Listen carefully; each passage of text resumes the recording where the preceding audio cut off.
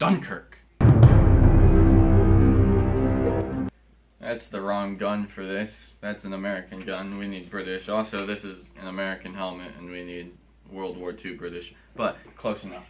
We're going to talk about Dunkirk, okay? Just saw it today. It just came out, and I wanted to tell you why you need to go watch it, okay? First of all, historical value. Half of you don't know the difference between World War II and the Vietnam War. It's really sad. Please get educated. It's ridiculous. We're talking about American history involved here. So, Dunkirk, the evacuation of Dunkirk happened during World War II. Very early on, it was right after the invasion of France by the Germans when they blitzkrieged France. People don't know about this stuff. They just don't know about it. They're like, oh, World War II happened, we nuked the Japanese, that's pretty much it, right? And no, okay? There was also the European front with Hitler, if you all forgot about the Holocaust. Yeah, probably shouldn't forget about the Holocaust. That's a bad idea. So the historical value is super important because you guys don't know about Dunkirk. You don't know what happened at Dunkirk, and you don't know why it was such a big deal. It was a huge victory and a huge loss for the Allies during World War II. Another reason why you need to go see it is for the plot quality of the movie. It has a pretty solid plot. It keeps you interested. It's not just a bunch of guys standing on the beach getting shot at. That's not all that happens. There's also boats and planes too. It's really exciting. Spitfires and, the Luftwaffe 109, stuff like that. Third reason, morality. There's a lot of morals that are portrayed in this movie, such as bravery, self-sacrifice, dedication, resilience. It's amazing what these people went through, and honestly, we should go and watch it just to honor those that have fallen during that time period that died for our freedom and for us to be alive today. Because if not, Hitler could have taken all of Europe and eventually the world. I mean, that's a stretch given that the U.S. came in and started kicking rear end, but still, if not for the soldiers that were saved at Dunkirk, it could have been a very, very long and horrible war, which it was already, so it could have been a lot worse. Number 4. The fourth point I have for you is historical accuracy. A lot of movies that you watch really, really elaborate certain things that they want you to think about and, just focus on one thing. Somebody came out the other day and said Dunkirk didn't have a lot of strong female leads, or it didn't have a lot of black actors and leads. Well, I wonder why, you idiot. Because there weren't a lot of black soldiers fighting on the Eastern Front, or on the Western Front during World War II. Okay?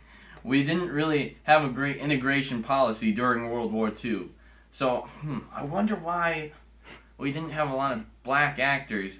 Because there weren't any black soldiers on that beach besides French black soldiers. That's why. Why weren't there strong female leads? Where's Rey from Star Wars at when you need her? Probably in the Star Wars universe and not fighting World War II. What's wrong with you people? Historical accuracy. They made it to be accurate. They made it realistic.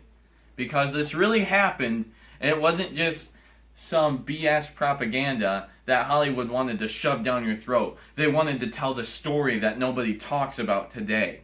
And they did it pretty well. A lot of people died on that beach, and they did not sugarcoat it. They did not sugarcoat it at all. It kind of reminded me of Saving Private Ryan, how they did not sugarcoat the deaths of many American soldiers. But this time it was British and French soldiers dying instead of American. But historical accuracy is super important in any movie where you're trying to tell history. You can't just put Ben Affleck as the lead role and say, okay, Ben, do whatever your liberal agenda tells you to, because that's just not going to work. Or, you can't tell Fox News to make a movie however they want and have it be historically accurate. Either side, they're not going to do it right. Dunkirk did a pretty good job at making this historically accurate. The movie quality itself was really good. Just some really good shots with the camera. It was like mind-blowing to see all this stuff. It was just like, wow, that's what it looked like. Like, you felt like you were there. and you kind of got scared whenever those bombs started falling. You're like, oh, am I gonna die? So another reason you need to watch it is because they just have great themes in it. I thought one recurring theme throughout was we're running out of time. There was always like a clock ticking, or it sounded like a clock ticking, and it got faster and faster and faster.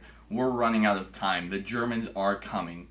We're running out of time. We're gonna die if we don't get off this beach. We have to do whatever it takes to get off this beach. Another theme was being prepared. Like, a bunch of the soldiers were getting on the boats, and they're like, oh, I'm safe now, I'm safe. That's not the case when you got a bunch of Stuka German dive bombers coming towards you and just lighting you up. And then they're locked inside the hull of a ship, and they're like, oh man, nobody saw this coming. And it's a tragedy. It makes you think, like, man, I should have been ready for this. And they just weren't. They weren't thinking about it. They were like trying to get food. Another point, or another reason you need to watch it, is because it's got you on the edge of your seat the entire movie. It is intense. Like, you're kind of nervous. And if you're scared of drowning, spoiler alert, don't go. If you're scared of drowning, just don't go. You're gonna be really upset because there's a lot of water in this movie, and it's pretty spooky. I did have a few issues with the movie, particularly the lead up to the beginning of the movie. For example, the German blitzkrieg would have been nice to see, because that's pretty. Nobody really shows that. When Germany just raided France through Belgium, it was a big deal in history because they took France like that. And then they had everybody pinned at Dunkirk, and they kept pushing. But for some reason, Hitler didn't send in the tanks and wipe them all out. When a lot of critics say he should have, a lot of people were like, oh, he's reserving the tanks. And that's what the movie pointed towards. They're like, oh, he doesn't want to send the tanks when he can just send the Luftwaffe and they'll just shoot up people on the beach pretty easily. Or just send the submarines while the boats are in the channel. So I had an issue with that. I wish they would have shown the Blitzkrieg to some extent. Another issue I had with it was there were a cluster of unrealistic events very close together. You'll have to watch the movie because I'm not going to give it away, but certain people survived when I really don't think they would have. I really think they would have died. It would have been more like a Pearl Harbor ending moment, but it just wasn't. So I think to some extent they should have had it be a darker ending, but at the same time I enjoyed the ending. So go watch it, tell me what you think. And lastly, a big issue that I had with the movie was flawed logic of characters. So like, I'm going to give you a spoiler in this section, so maybe tune out now if you're like, okay, I'm going to go watch it. There's a point in the movie where a bunch of guys are in this merchant ship waiting to get off the beach with it because the tide's coming in and it was grounded on the beach. And Germans shoot holes in the side of the boat and they're like, oh, go plug the holes. And they're like, yeah, no thanks, I'm going to get shot if I do. The water started coming in, water came in the boat, and they're like, oh no, plug the holes. They couldn't plug the holes because gunfire kept coming and blowing holes in the side of the ship. And then more and more water came in, and they're like, well, how did we get out in the ocean? How do we unground the ship? How do we make it float? And somebody's like, we have to lose weight. Okay, true. If you lose weight on the ship, it's easier for it to float. That is true. So they suggested that one person got off the boat to make the ship float. Okay, one person, you really think that's going to make the difference on this giant... It's not a giant. It looked maybe like 30, 40 feet. It was like 30 or 40 foot long boat, but it was solid steel. I really don't think one person getting off is going to make that boat float for you. But, even worse than that, they're like, oh, well, one or two people getting off will make this ship float. However, during this whole time that they're arguing about it, on who's going to get off the ship and if somebody's a traitor or not, water is pouring into the boat non-stop. multiple holes. So every minute that they're arguing, literal tons of water are coming into the boat. And they're like, well, if you get off, we'll totally float still. You know how much water is in your boat? You know how heavy water is? There's no way. You're going to die if you just stay in there. And and I think somebody did die in the boat. Don't quote me. I'm sorry. No, somebody definitely died in the boat. So if you stuck around and you're like, oh, you totally spoiled it for me. I told you. I warned you in advance. So, sorry, not sorry. Overall, 8 out of 10. You gotta watch it. Like, it's a must watch. Like, not the best movie I've ever seen, but it's at the top of my list for sure. Definitely go watch it. You need to, because you don't know the difference between Korea, Vietnam, and World War II. And if I showed you a picture of a Japanese uniform, you'd probably be like, oh, is that the South during the Civil War? What's wrong with you? Read a book. Study something. Don't watch the History Channel. They're just gonna tell you about aliens. Seriously? It's not even history anymore. I'm sorry. I shouldn't be so upset about it, but it annoys me. Seriously. One more thing. This right here is a steel cutout. I bought this off a guy. I got it for $20.